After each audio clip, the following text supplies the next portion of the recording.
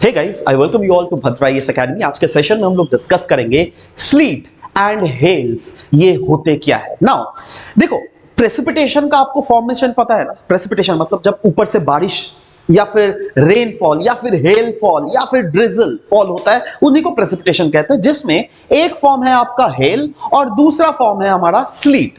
तो स्लीट क्या होता है और हेल क्या होता है, वो इस पिक्चर से शायद आपको क्लियरली दिखे। देखो यहां पे देखो, दोनों में क्या होता है ना, दोनों के में ऊपर से पत्थर ही गिरते हैं, मतलब पत्थर इन द सेंस दैट बर्फ के टुकड़े ही गिरते हैं।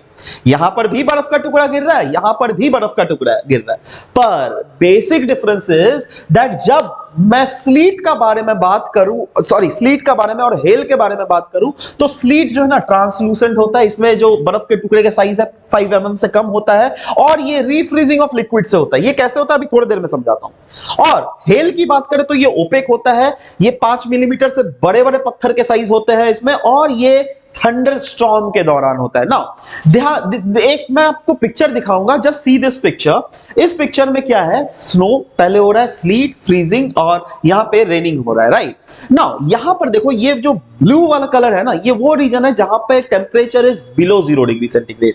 बट ये जो येलो वाले कलर्स आपको दिख रहे हैं, ये वो वाले जोन्स है जहां पे temperature is above the 0 degree centigrade. Above 0 degree centigrade मतलब वहां पर रेनफॉल हो जाएगा। तो देखो यहां पे क्या होता है, ये तो पूरा का पूरा ठंडा रीजन है, तो यहां से ऊपर से नीचे तक स्नो ही गिरता है।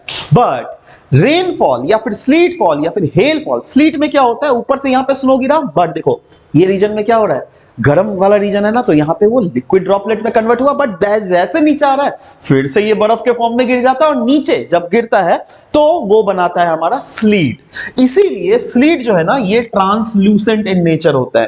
पर जब हेल्स का फॉर्मेशन होता है, हेल्स का डायरेक्टली थंडरस्टॉर्म के द्वारा कन्वेक्शन होता है, और ऊपर में ये ओपेक कलर के डायरेक्ट solid crystals का formation करता है. That is why this is called hail. I hope that you have got an overall view of what is the difference between sleet and hail. So this was all about the discussion. Thank you guys.